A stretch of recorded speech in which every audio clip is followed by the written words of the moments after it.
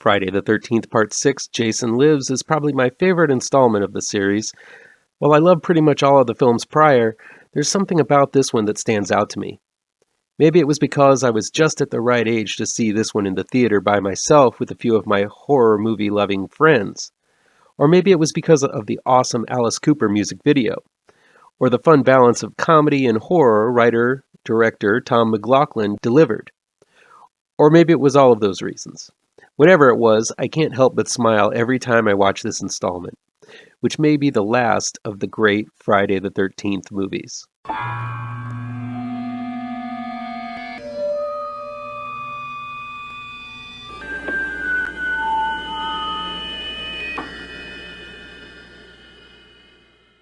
Welcome back to ML Miller Frights, a part of the Kings of Horror Network.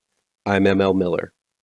While you might be watching this video on the Kings of Horror Network, I urge you to click over to my ML Miller Frights YouTube page and give it a like. Please share with all of your buddies. Click subscribe to this channel, and don't forget to ring that bell for notifications. Friday the 13th Part 6, Jason Lives, came out in 1986. It was directed and written by Tom McLoughlin. This film is included in the Shout Factory's new Friday the 13th Collection Deluxe Edition box set. I provide the link below if you're interested in picking that up. While Freddy was tearing up the box office, the folks behind the franchise decided it was time to stop dilly-dallying around playing Who's Wearing the Hockey Mask, as they did with Part 5, A New Beginning, and return to what was familiar. Bringing in a director with some horror cred, One Dark Night's Tom McLoughlin, the film injected the right amount of morbid fun into the ongoing story of our favorite backwoods machete murderer, and it brought him back in style. Part 6 opens with Tommy Jarvis, played by Return of the Living Dead's Tom Matthews, barreling down the road to a small cemetery in the newly named town of Forest Green, formerly known as Crystal Lake, to make certain that Jason's body is completely destroyed in order to bury his own demons for good. Upon digging up the grave, Tommy flips out and stabs Jason's corpse with a large iron fence post. But as Tommy goes to get the gasoline to reduce the corpse to ashes, a double bolt of lightning shoots down into the pole, reanimating Jason for an all-new killing spree. Right off the bat, we realize this new Jason is much more powerful than before as he punches a hole directly through his first victim. And part of the fun of Part 6 is seeing Jason discover just how powerful he has become. There are some hilariously human moments here that don't make fun of Jason, but they do highlight some still human aspects of the man-monster as he tilts his head to the side like a dog trying to understand why the RV is bouncing up and down when people inside are sexing it up, and giving the same confused look to an arm he accidentally rips right from the body of one of his victims, as if by accident. These moments are played for comedy, but they also show a side of Jason that we haven't seen before. Now, some might balk at the way Jason is portrayed in Jason Lives, but McLoughlin states that he wanted to make the film much more like a classic Universal monster movie. This makes sense as Jason is a creature that has emerged from the crypt. He's stiff and sometimes robotic here. He's not clumsy, but he doesn't know the full extent of his power. This resurrected Jason is definitely more powerful than what we've seen before in the series, but he's not used to the power. While stuntman and former military man C.J. Graham's performance may seem a bit stiff, it also can be seen as somewhat tentative and more conscious of his own movements due to the lack of movement for such a long time. Later in the series, Jason becomes a much more fluid killer in his movements, but here he is definitely much more of a robot, which adds to an inhuman quality to the character that we haven't seen before. Graham's performance isn't my favorite, but I think it gels with the tone and themes used in Jason Lives, and works in this instance. I'm achy and stiffed after getting out of bed in the morning after one good night's sleep. Imagine if you were in the grave for years, and you can understand why Jason isn't the most limber. Realizing he's fucked up, Tommy heads off to the sheriff's office to get them in on the action.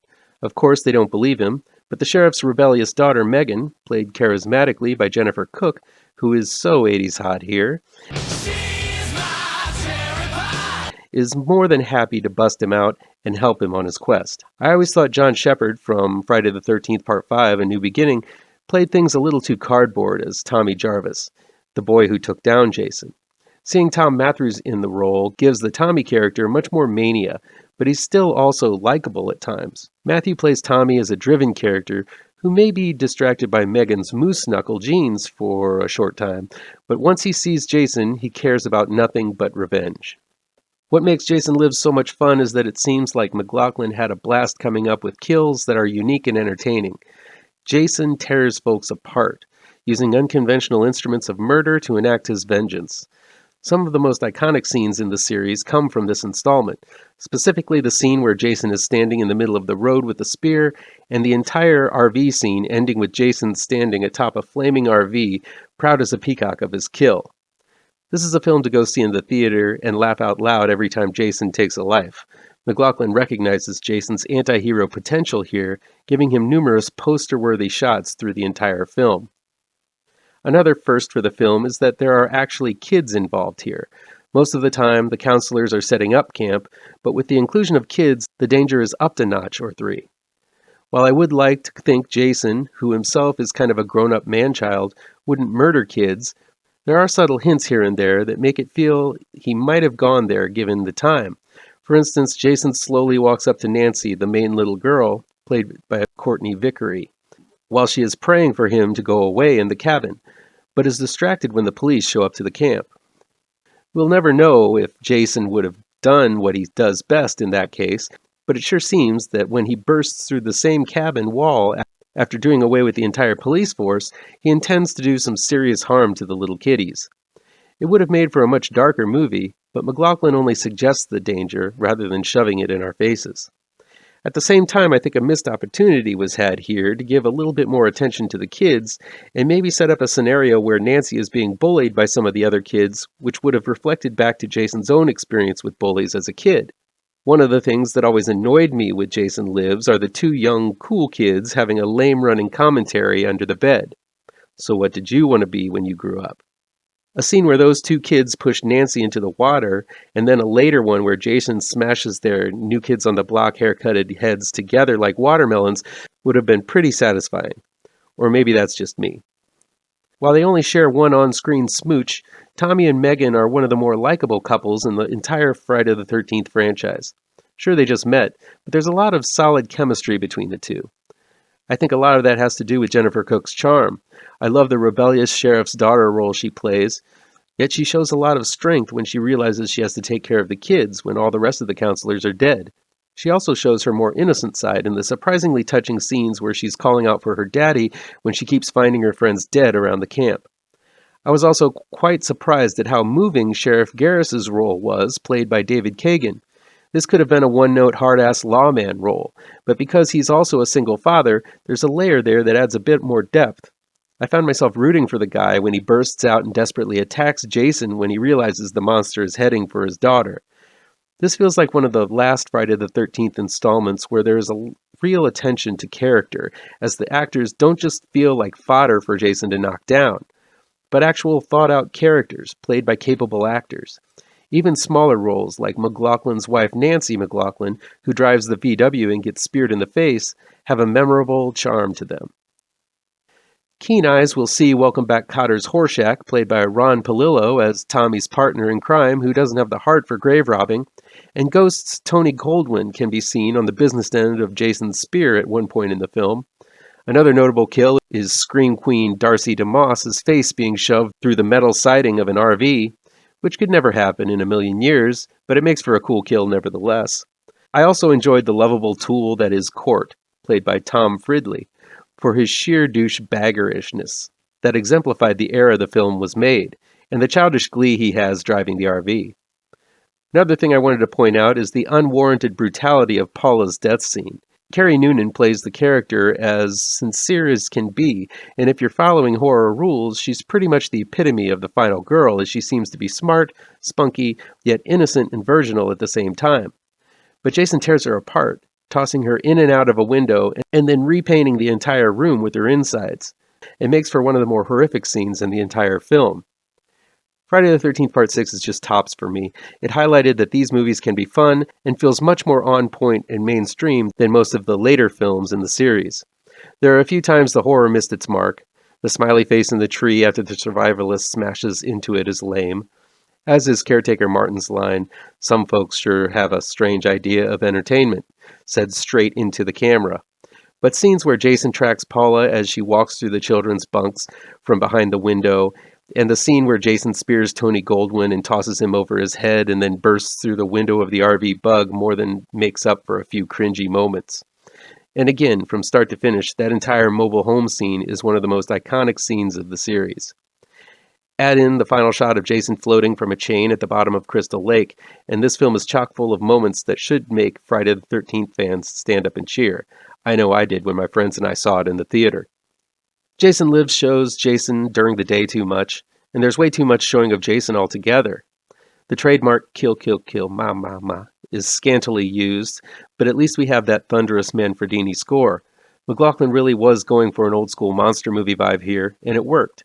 He states in the bonus features that this movie could be filmed in black and white, and it would play right along with those old monster movie flicks.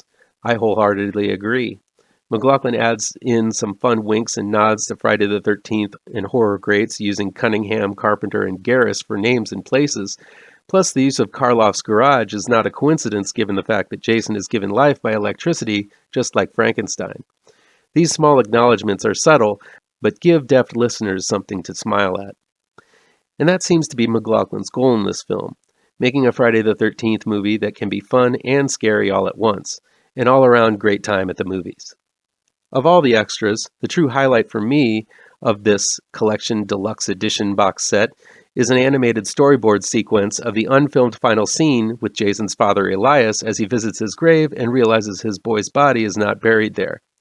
Part of me wishes that they would have gone this route with the series, though not a lot of detail about Mr. Voorhees is provided to suggest as to whether or not that would have been a cool development. Deleted scenes don't show much more than a couple of seconds here and there of blood and gore.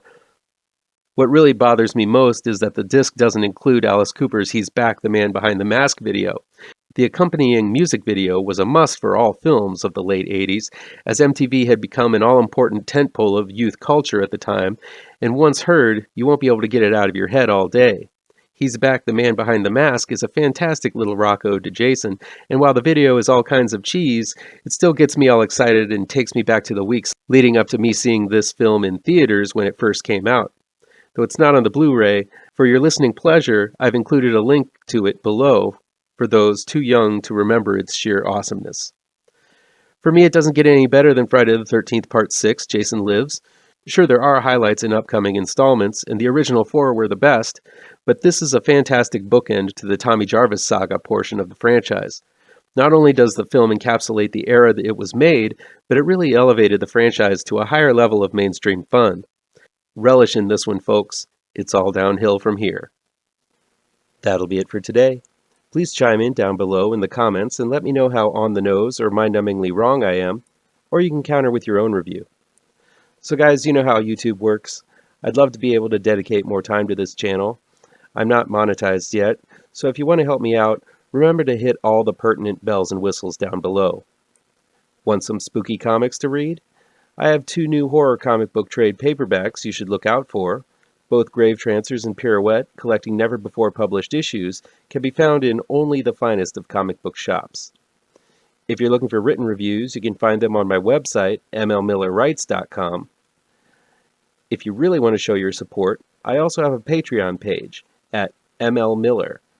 Look for the link to my Patreon page down below. Thank you so much for your time, and take care.